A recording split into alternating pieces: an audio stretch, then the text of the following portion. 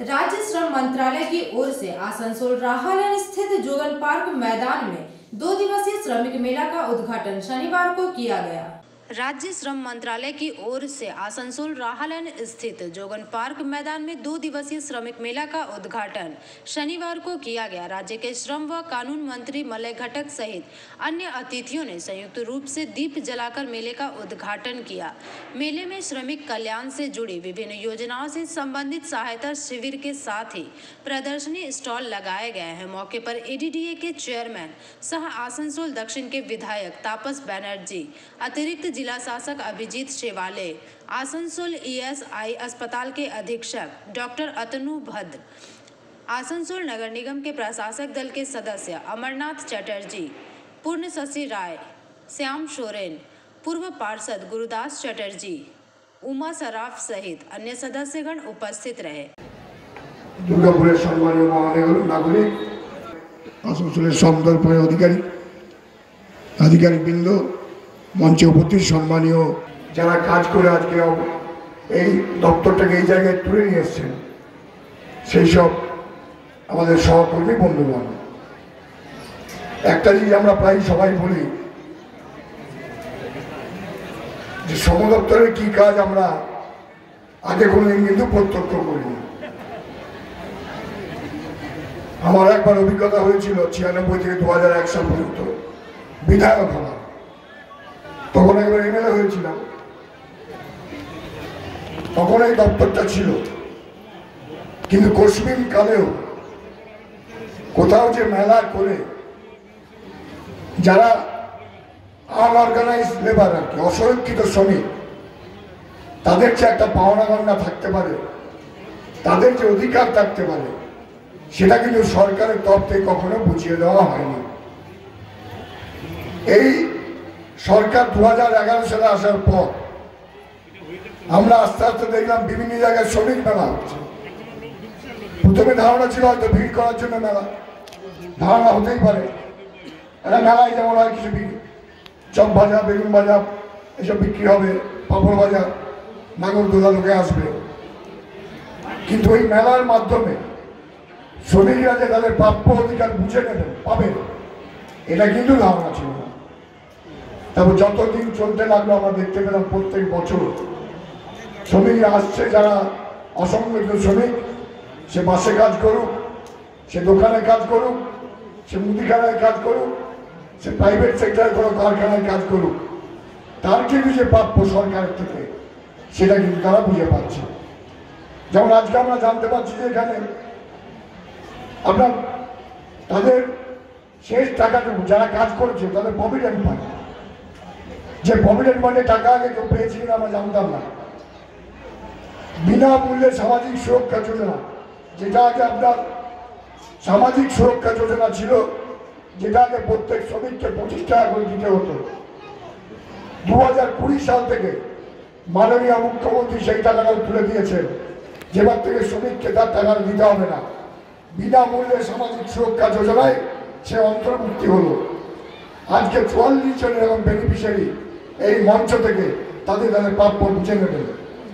সেই একইভাবে বিনামূল্যে সামাজিক সুরক্ষা যোজনার নূতন পাস বই পাবেন 250 জন, যারা কাজ করতে করতে অর্গানাইজ সেক্টরে যারা মারা যান, দুর্ঘটনার পর তাদের কোনো প্রাপ্য থাকে না, এই সরকার বুঝিয়ে দিয়েছে তাদের প্রাপ্য আছে। 3 জনকে এখান থেকে সেই ব্যবস্থা করা হবে। 44 জনকে পেনশন দেওয়া হবে। এই যে একটা বাস্তব চিত্র, কোনো কথায় নয়, কোনো ভাষণে নয়, কোনো হ্যান্ডবিল বিলি করে নয়, রেডিওর মাধ্যমে নয়, বা বিদ্যুতায়নের মাধ্যমে নয় যে তোমরা পাবে। আজকে মঞ্চ তারা পাচ্ছে। এটা শুধু আজকে নয়, বিগত দিনে আমাদের যতটুকু অভিজ্ঞতা হয়েছে এইসব মঞ্চে শেয়ার করা, আমরা দেখেছি এই মঞ্চ থেকে শ্রমিকরা তাদের প্রাপ্য পাচ্ছে। হয়ে যাচ্ছে, কিন্তু মানুষকে প্রতিবাদ করতে হবে। আজকে যারা শ্রমজীবী মানুষ, যারা মাথার ঘাম পায়ে ফেলে পরিশ্রম করে রোজগার করেন, যাদের সেই রোজগারের টাকাতে ছেলে মেয়েকে মানুষ করেন, আজকে রাত্রিবেলায় বা যখনই সময় পাবেন আপনারা চিন্তা করবেন যে দেশটা কোন পথে নিয়ে যাচ্ছে, যারা কেন্দ্রীয় সরকারের গদিতে বসে আছে। আজকে দেশ লুট হয়ে যাচ্ছে, দেশের সম্পত্তি বিক্রি হয়ে যাচ্ছে, দেশের মানুষ কি খাবে তার চিন্তা এই সরকার করে না। তাই আপনাদের বলবো, আজকের যে শ্রমিক মেলা, সেই শ্রমিক মেলার থেকে চলুন আমরা শপথ নিই যে শ্রমিক বিরোধী যে সরকার কেন্দ্রে বসে আছে, শ্রমিক আইনের পরিবর্তন করে দিয়েছে। আপনারা জানেন না হয়তো, 300 পর্যন্ত শ্রমিক যদি কোনো কলকারখানায় কাজ করে তারা কোনো আইনের সুযোগ পাবেন না। অর্থাৎ তাদেরকে যখন খুশি রাখবেন, যখন খুশি তাড়িয়ে দেবেন, যা খুশি মাইনে দেবেন, আপনি আইনের কোনো সাহায্য পাবেন না, কোনো ইউনিয়ন করতে পারবেন না, কোনো লড়াই করতে পারবেন না। আজকে দিল্লির পুঁজিপতিদের দালাল যে সরকার বসে আছে, তারা মানুষকে পদে পদে পদে পদে আজকে শেষ করে দিচ্ছে। সেই চিন্তা, সেই ভাবনা আপনাদেরকে করতে হবে। আমার বক্তব্য দীর্ঘায়িত করছি না, খালি এটুকু বলবো যে ইতিমধ্যেই 1,29,00,000 মানুষ সামাজিক সুরক্ষা যোজনাতে নাম লিখিয়েছেন। মাননীয় মুখ্যমন্ত্রী এই 1,29,00,000 মানুষের পরিবারকে সমস্ত রকম সুযোগ সুবিধা দিয়ে থাকেন।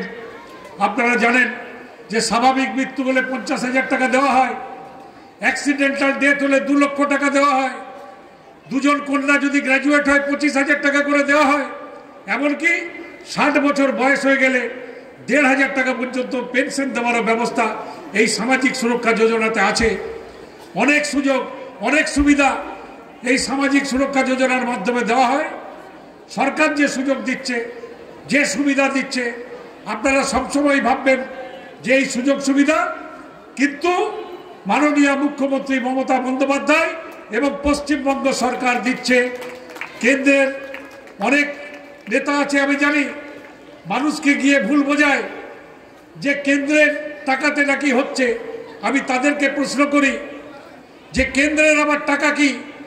আমাদের রাজ্য থেকে যে টাকা ওঠে সেই টাকার 42 ভাগ আমরা পাই, 48 ভাগ কেন্দ্র কেটে, 58 ভাগ কেন্দ্র কেটে রেখে দেয়, 58% টাকা। যদি একটা টাকাও না কাটে তাহলে কেন্দ্রকে কোনো টাকা দেওয়ার দরকার নেই। সেই টাকাতে পশ্চিমবঙ্গে আমাদের মাননীয় মুখ্যমন্ত্রী সোনা দিয়ে মুড়ে দিতে পারেন। 2,03,000 কোটি টাকার দেনা ঘাড়ে নিয়ে যদি এত উন্নয়ন মাননীয় মুখ্যমন্ত্রী পশ্চিমবঙ্গে করতে পারেন, যদি 43টা ইউনিভার্সিটি করতে পারেন, যদি 43টা সুপার স্পেশালিটি হাসপাতাল করতে পারেন, 44টা ইউনিভার্সিটি করতে পারেন, এত রাস্তাঘাটের উন্নতি করতে পারেন, তাহলে 58 ভাগ টাকা যেটা কেন্দ্রীয় সরকার কেটে নেয়, সেই টাকা যদি না কাটে তাহলে পশ্চিমবঙ্গের এর 10 গুণ বেশি উন্নয়ন হবে। এইটুকু কথা বলে সকলকে আমার তরফ থেকে আন্তরিকভাবে শুভেচ্ছা জানিয়ে আমার বক্তব্য শেষ করছি।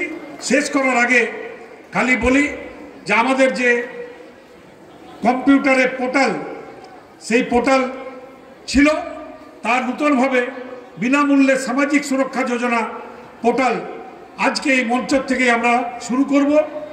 এতে নতুন যারা বেনিফিশিয়ারি তারা আবেদন করতে পারবেন, নিজেই আবেদন করতে পারবেন। পুরনো বেনিফিশিয়ারি যা সমস্ত আছে সিএফ, সেগুলো এই পোর্টালে দিতে পারবেন।